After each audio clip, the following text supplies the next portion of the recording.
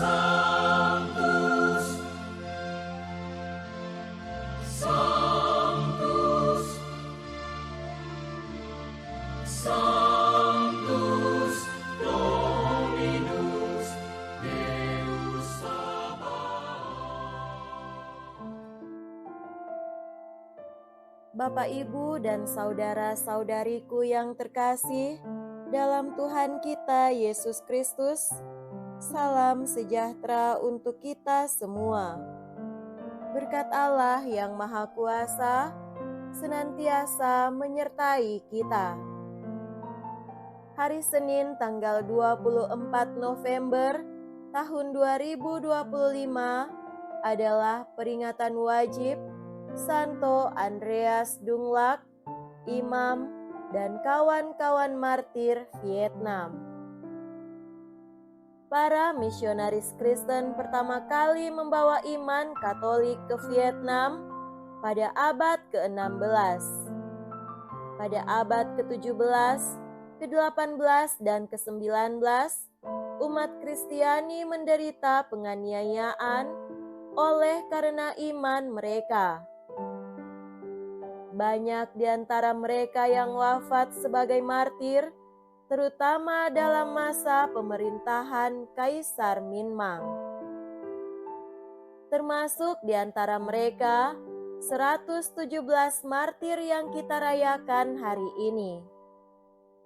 Mereka dinyatakan kudus oleh Paus Yohanes Paulus II pada tanggal 19 Juni tahun 1988. Ke-117 martir tersebut terdiri dari 96 orang Vietnam, 11 orang Spanyol, serta 10 orang Prancis. 8 orang di antara mereka adalah uskup, 50 orang adalah imam, dan 59 orang lainnya adalah umat Katolik awam. Sebagian dari antara para imam tersebut adalah imam Dominikan, sedangkan yang lainnya adalah imam projo dari Serikat Misi Paris.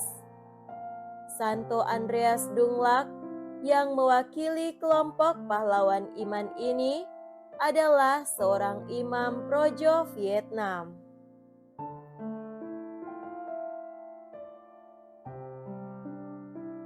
Marilah kita mendengarkan dan merenungkan bacaan-bacaan kitab suci.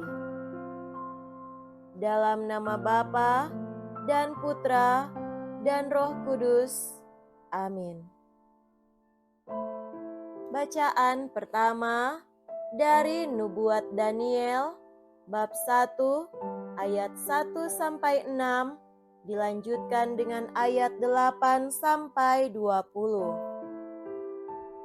Pada tahun ketiga pemerintahan Yoyakim, Raja Yehuda, datanglah Nebukadnezar, Raja Babel ke Yerusalem dan mengepung kota itu. Tuhan menyerahkan Yoyakim Raja Yehuda dan juga sebagian dari perkakas-perkakas di rumah Allah ke dalam tangan Raja Nebukadnezar. Nebukadnezar membawa semuanya itu ke tanah Sinear, ke dalam rumah dewanya, dan perkakas-perkakas itu dimasukkannya dalam perbendaharaan dewanya.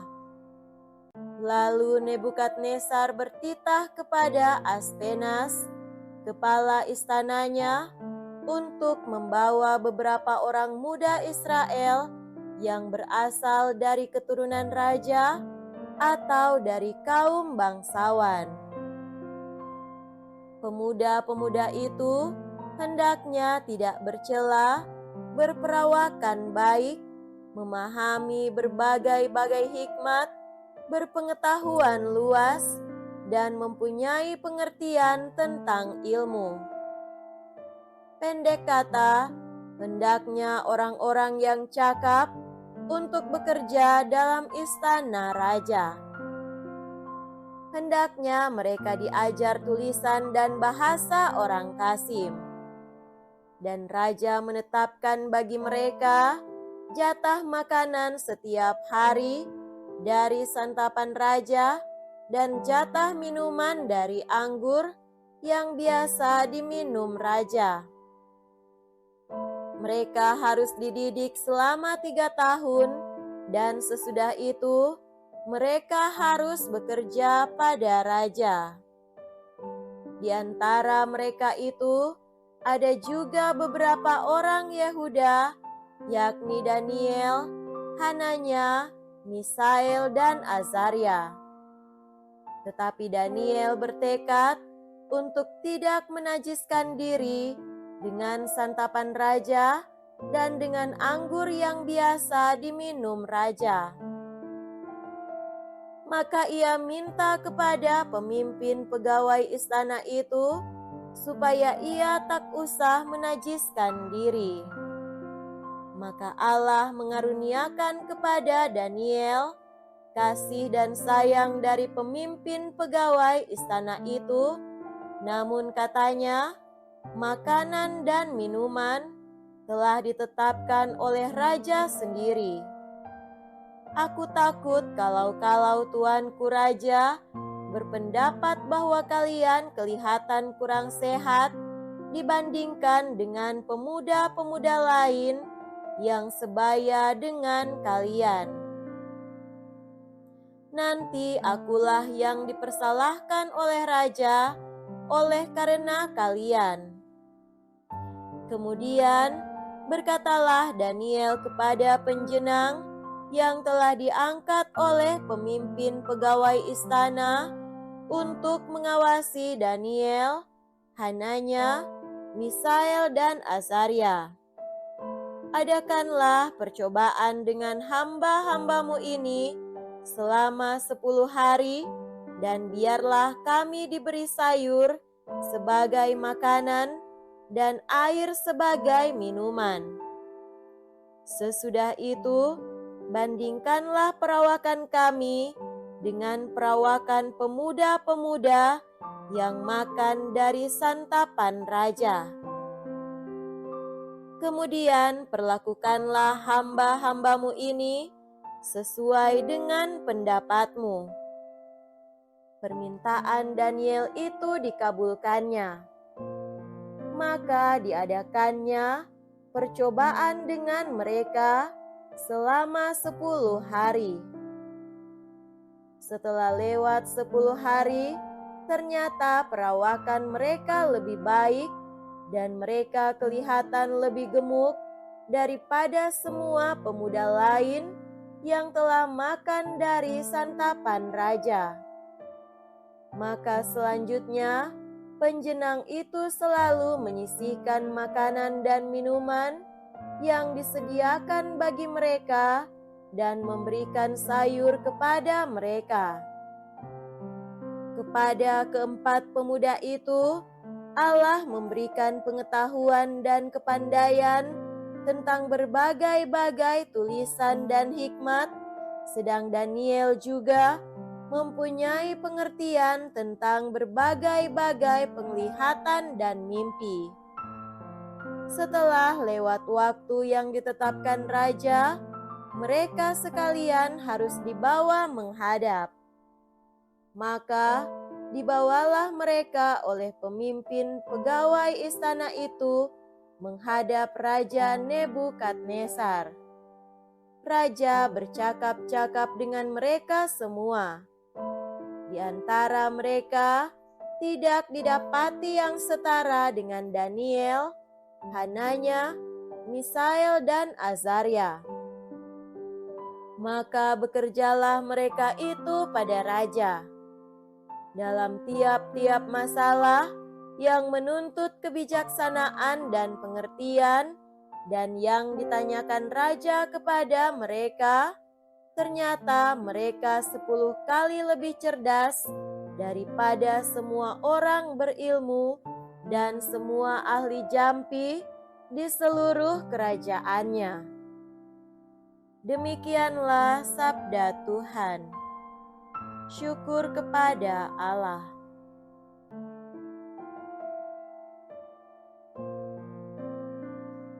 Semoga Tuhan beserta kita sekarang dan selama-lamanya. Inilah Injil suci menurut Santo Lukas. Dimuliakanlah Tuhan. Injil Lukas bab 21 ayat 1 sampai 4. Di bait Allah, tatkala mengangkat muka, Yesus melihat orang-orang kaya memasukkan persembahan mereka ke dalam peti persembahan. Ia melihat juga seorang janda miskin memasukkan 2 peser ke dalam peti itu. Maka Yesus berkata, "Aku berkata kepadamu, sesungguhnya janda miskin ini memberi lebih banyak daripada semua orang itu. Sebab mereka semua memberikan persembahannya dari kelimpahannya, tetapi janda ini memberikan dari kekurangannya, bahkan ia memberikan seluruh nafkahnya."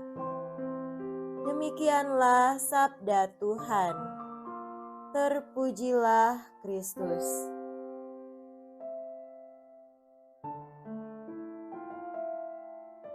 Saudara-saudariku yang terkasih dalam Tuhan kita Yesus Kristus, tema renungan kita pada hari ini adalah pengorbanan diri yang mulia. Pada hari ini kita memperingati Santo Andreas Dunglac, imam dan kawan-kawannya martir di Vietnam.